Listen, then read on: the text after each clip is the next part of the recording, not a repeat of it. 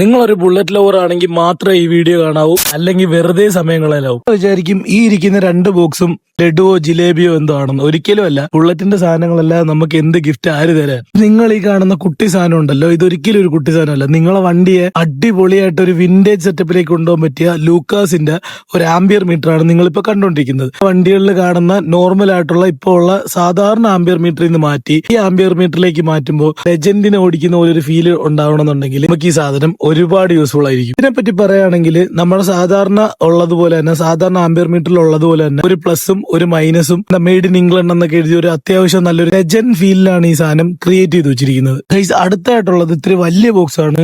ഈ വലിയ ബോക്സ് നമ്മളെ വീഡിയോസ് കണ്ടിട്ടുള്ളവർക്ക് അറിയായിരിക്കും. ഒരിക്കലും ഒരു സ്പീഡോമീറ്റർ അല്ല, ഇതൊരു മൈൽസ് മീറ്റർ ആണ്. അതിനകത്ത് നോക്കിയാൽ കാണാം മൈലാണ് ഇതിൽ അളക്കുന്നത്. പിന്നെ എന്തിനാണ് സ്പീഡോമീറ്റർ എന്ന് പറഞ്ഞത് ഒരുപാട് ആളുകൾക്ക് മനസ്സിലാവത്തില്ല. നമ്മൾ മൈൽ മീറ്റർ എന്ന് പറയുമ്പോൾ ഇതെന്ന് പറഞ്ഞാൽ നമ്മുടെ പഴയ കാലത്തുള്ള സ്മിത്ത് മീറ്റർ, ഇംഗ്ലണ്ടിന്റെ സ്മിത്ത് മീറ്ററിന്റെ ഒരു ചെറിയ കോപ്പി. സ്മിത്ത് മീറ്റർ എന്തായാലും ഇപ്പൊ നമുക്ക് വാങ്ങിക്കാൻ പറ്റത്തില്ല. ഇപ്പൊ 30,000, 15,000, 20,000 ഒക്കെ ചോദിക്കുന്നതിന്റെ സ്ഥാനത്ത് നമുക്ക് ആ ഒരു ഫീല് കിട്ടാൻ വേണ്ടി മാത്രം നമ്മൾ യൂസ് ചെയ്യുന്ന ഒരു സാധാരണ ഒരു കോപ്പി പ്രോഡക്റ്റ്. ഈ ഒരു കോപ്പി പ്രോഡക്റ്റ് നമ്മൾ യൂസ് ചെയ്യുമ്പോൾ എന്റെ ബുള്ളറ്റ് പഴയ വീഡിയോസ് കണ്ടാൽ അറിയാം, എന്റെ ബുള്ളറ്റിലൊക്കെ ഞാൻ ഈ സാധനം വെച്ചിരുന്നു.